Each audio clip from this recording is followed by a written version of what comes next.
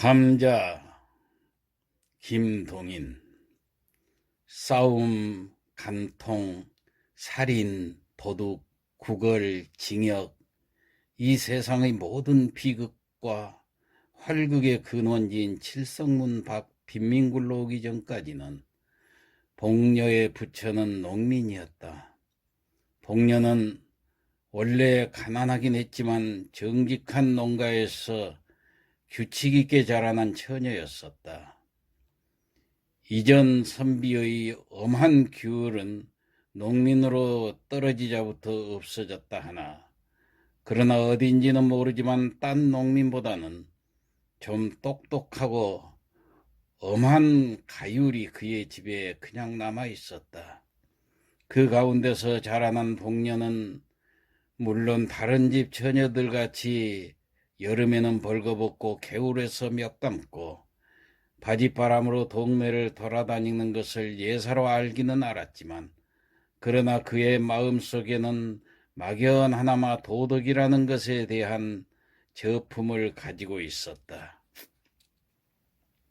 그는 15살 나던 해에 동네 호라비에게 80원에 팔려서 시집이라는 것을 갔다. 그의 새 서방, 그 사람은 복녀보다 20년이나 위로서 원래 아버지의 시대에는 상당한 농민으로 밭도 몇 마디가 있었으나 그의 대로 내려오면서는 하나 둘 줄기 시작해서 마지막에 복녀를 산 80원이 그의 마지막 재산이었다. 그는 극도로 게으른 사람이었다. 동네 노인의 주선으로 소작밖에나 얻어주면 종자만 뿌려둔 뒤에는 후치질도 안 하고 김도 안 매고 그냥 내버려 뒀다가는 가을에 가서는 된 대로 거두어서 금년은 흉년이네 하고 전주 집에는 가져도 안 가고 자기 혼자 먹어버리곤 하였다. 그러니까 그는 한 밭을 이틀을 연하여 붙여본 일이 없었다. 이래하여 몇 해를 지내는 동안 그는 그 동네에서는 밭을 못 얻으리만큼 인심과 신용을 잃고 말았다. 복녀는 시집을 온 뒤 한 3, 4년은 장인의 덕으로 이렁저렁 지냈으나 이천 선비의 꼴인 장인도 차차 사위를 믿게 보기 시작하였다. 그들은 처가에까지 신용을 잃게 되었다. 그들 부처는 여러 가지로 의논하다가 할 일 없이 평양 성안으로 막벌이로 들어왔다. 그러나 게으른 그에게는 막벌이나마 역시 되지 않았다. 하루 종일 지게를 지고 영광정에 가서 대동강만 내려다보고 있으니 어찌 막벌이인들 될까. 한 서너 달 막벌이를 하다가 그들은 여행 어떤 집 행랑살이로 들어가게 되었다. 그러나 그 집에서도 얼마 안 하여 쫓겨나왔다. 복녀는 부지런히 주인집 일을 보았지만 남편의 게으름은 어찌할 수가 없었다. 매일 복녀는 눈에 칼을 세워가지고 남편을 채근하였지만은 그의 게으름 버릇은 개를 줄 수도 없었다. 뱃섬 좀 치워달라고요. 남 졸음오는데 님자 치우시간 내가 치우나요? 20년이나 밥 처먹고 그걸 못 치워? 아이고 죽구나 말디. 인연 뭘? 이러한 싸움이 그치질 않다가 마침내 그 집에서도 쫓겨나왔다. 이젠 어디로 가나 그들은 하염없이 칠성문 밖 빈민굴로 밀려오게 되었다. 칠성문 밖을 한 부락으로 삼고 그곳에 모여있는 모든 사람들의 정업은 거지요. 부업으로는 도둑질과 매음, 그 밖에 이 세상의 모든 무섭고 더러운 죄악이었다. 복녀도 그 정업으로 나섰다. 그러나 19살의 한창 좋은 나이의 여편네에게 누가 밥인들 잘 줄까? 젊은 거의 거랑질은 왜? 그런 소리를 들을 때마다 그는 여러 가지 말로 남편이 병으로 죽어가니 어쩌거니 핑계는 되었지만은 그런 핑계에는 단련된 평양 시민의 동정은 역시 살 수가 없었다. 그들은 이 칠성문 밖에서도 가장 가난한 사람 가운데 드는 편이었다. 그 가운데서 잘 수입되는 사람은 하루에 5리짜리 돈폰으로 1원 7, 80전의 현금을 쥐고 돌아오는 사람까지 있었다. 극단으로 나가서는 밤에 돈벌이 나갔던 사람은 그날 밤 400여 원을 벌여가지고 와서 그 근처에서 담배 장사를 시작한 사람까지 있었다. 복녀는 19살이었다. 얼굴도 그만하면 빤빤하였다. 그 동네 여인들의 보통 하는 일을 본받아서 그도 돈벌이 좀 잘하는 사람의 집에라도 간간 찾아가면 매일 5, 60전은 벌 수가 있었지만 선비의 집안에서 자라난 그는 그런 일은 할 수가 없었다. 그들 부처는 역시 가난하게 지냈다. 굶는 일도 흔히 있었다. 기자묘 솔밭에 송충이가 끓었다. 그때 평양부에서는 그 송충이를 잡는데 칠성문 밖 빈민굴의 여인들을 임부로 쓰게 되었다. 빈민굴 여인들은 모두 다 지원을 하였다. 그러나 뽑힌 것은 겨우 50명쯤이었다. 복녀도 그 뽑힌 사람 가운데 한 사람이었다. 복녀는 열심으로 송충이를 잡았다. 소나무에 사다리를 놓고 올라가서는 송충이를 집게로 집어서 약물에 잡아넣고 또 그렇게 하고 그의 통은 잠깐 사이에 차고 하였다. 하루에 32전씩의 품삯이 그의 손에 들어왔다. 그러나 대엿새 하는 동안에 그는 이상한 현상을 하나 발견하였다.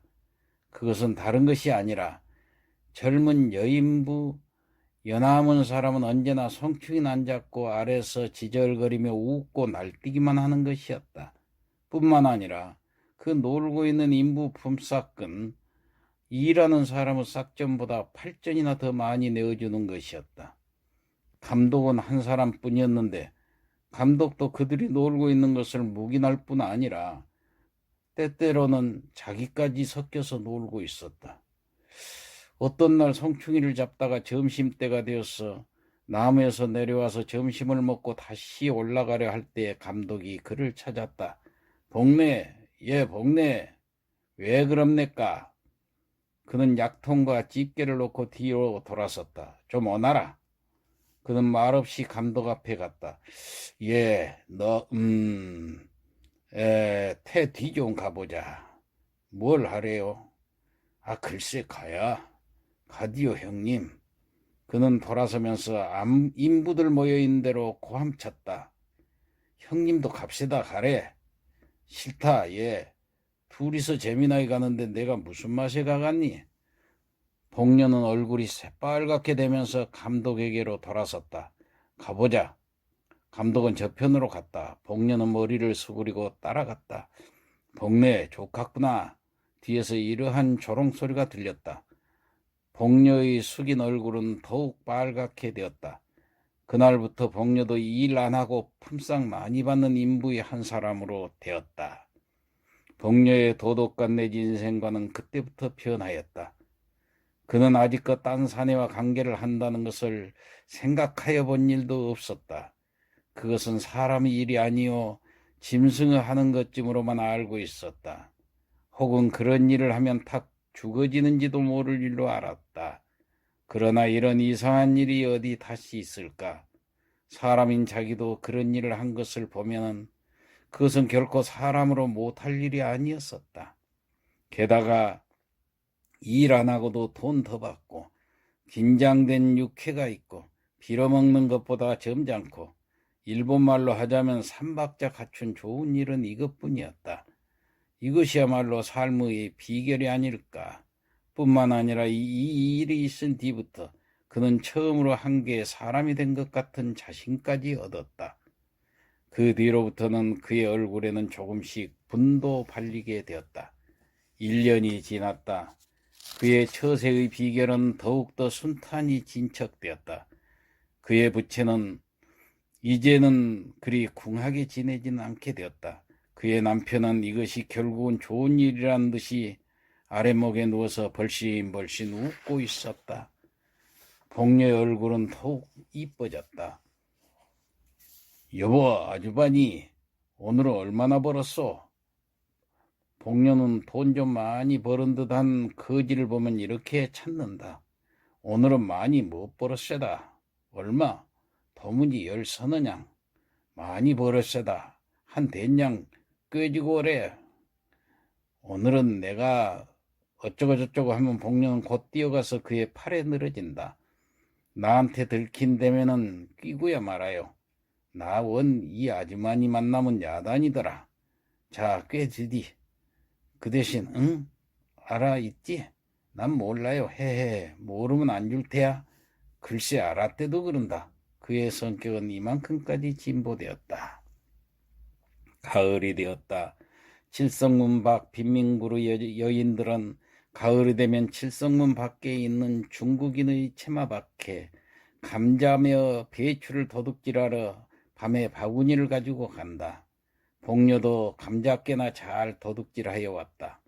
어떤 날 밤 그는 고구마를 한 바구니 잘 도둑질하여 가지고 이젠 돌아오려고 일어설 때 그의 뒤에 시꺼먼 그림자가 서서 그를 꽉 붙들었다. 보니 그것은 그 밭의 주인인 중국인 왕서방이었다. 복녀는 말도 못하고 멀찐멀찐 발 아래만 내려다보고 있었다. 우리 집에 가. 왕서방은 이렇게 말하였다. 가지면 가디 뭔 것도 못 갈까? 복녀는 엉덩이를 한번 획 두른 뒤에 머리를 젖히고 바구니를 저으면서 왕서방을 따라갔다. 1시간쯤 뒤에 그는 왕서방의 집에서 나왔다. 그가 밖고랑에서 길로 들어서려 할 때 문득 뒤에서 누가 그를 찾았다. 복녀 아니야? 복녀는 획 돌아서 봤다. 거기는 자기 곁집 옆에네가 바구니를 끼고 어두운 밖고랑을 더듬더듬 나오고 있었다. 형님이 됐을까? 형님도 들어갔댔을까? 님자도 들어갔댔나? 형님은 네 집에, 나 눅서방네 집에 님자는, 난 왕서방네. 형님 얼마 받았어? 눅서방네 그 깍쟁이 놈 배추 3팩이. 난 3원 받았다. 복녀는 자랑스러운 듯이 대답하였다. 10분쯤 뒤에 그는 자기 남편과 그 앞에 돈 3원을 내어놓은 뒤에 아까 그 왕서방이 이야기를 하면서 웃고 있었다. 그 뒤부터 왕서방은 무시로 복녀를 찾아왔다. 한참 왕서방이 눈만 멀찌멀찌 앉아있으면 복녀의 남편은 눈치를 채고 밖으로 나간다. 왕서방이 돌아간 뒤에 그들 부처는 1원 혹은 2원을 가운데 놓고 기뻐하고는 하였다. 복녀는 차차 동네 거지들한테 애교를 파는 것을 중지하였다. 왕서방이 분주하여 못 올 때가 있으면 복녀는 스스로 왕서방의 집까지 찾아갈 때도 있었다. 복녀와 부처는 이제 이 빈민굴의 한 부자가 되었다. 그 겨울도 가고 봄이 이르렀다. 그때 왕서방은 돈 100원으로 어떤 처녀를 하나 마누라로 사오게 되었다. 흥? 복녀는 다만 코웃음만 쳤다. 복녀 강짜화 같구만. 동네 옆편네들이 이런 말을 하면 복녀는 흥 하고 코웃음을 웃고 하였다. 내가 강짜를 해? 그는 늘 힘있게 부인하곤 하였다. 그러나 그의 마음에 생기는 검은 그림자는 어찌할 수가 없었다. 이놈 왕서방, 내 두고 보자. 왕서방이 색시를 데려온 날이 가까워졌다. 왕서방은 아직껏 자랑하던 길다란 머리를 깎았다. 동시에 그것은 새색시의 의견이라는 소문이 퍼졌다. 복녀는 역시 코웃음만 쳤다. 마침내 색시가 오는 날이 이르렀다. 칠보단장의 4인교를 탄 색시가 칠성문 밖 채마밭 가운데 있는 왕서방의 집에 이르렀다. 밤이 깊도록 왕서방의 집에는 중국인들이 모여서 별난 악기를 뜯으며 별난곡조로 노래하며 야단하였다. 복녀는 집 모퉁이에 서서 눈에 살기를 띠고 방 안의 동정을 듣고 있었다. 다른 중국인들이 새벽 2시쯤 하여 돌아가는 것을 보면서 복녀는 왕서방의 집안에 들어갔다. 복녀의 얼굴에는 분이 하얗게 발리어져 있었다. 신랑 신부는 놀라서 그를 쳐다봤다. 그것을 무서운 눈으로 흘겨보면서 그는 왕서방에게 가서 팔을 잡고 늘어졌다. 그의 입에서는 이상한 웃음이 흘렀다. 자, 우리 집으로 가요. 왕서방은 아무 말도 못하였다. 눈만 정처 없이 두룩두룩 하였다. 복녀는 다시 한번 왕서방을 흔들었다. 자, 어서. 우리 오늘 밤 일이 있어 못 가. 이 일은 밤중에 무슨 일?